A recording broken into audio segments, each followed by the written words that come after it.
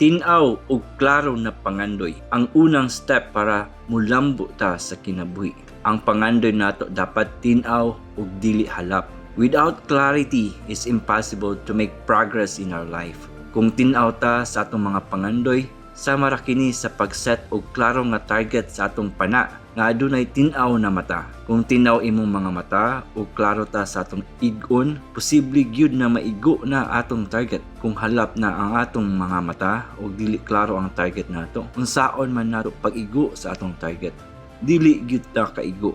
Kanunay gyud pakyas ang atong pag-igo sa target. Busa ang una gyud natong buhaton, makabatuhin gyud ta og tin-aw og crystal clear nga goal sa atong kinabuhi. Mag-alat gyud ta og time na mangutana sa atong kagalingon, unsa gyud ang gusto nato sa kinabuhi, unsa gyud atong mga pangandoy. Busa higala mahimo na og tin-aw og klaro na pangandoy, buhatan na karon.